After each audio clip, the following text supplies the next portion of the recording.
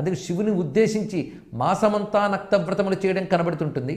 మాసమంతా చేయలేనప్పుడు కార్తీక సోమవార వ్రతములు అత్యంత ప్రధానంగా చెప్పారు. ఇక్కడ సోమవారం గౌరీదేవికి ప్రాధాన్యమని చెప్పుకున్నాం.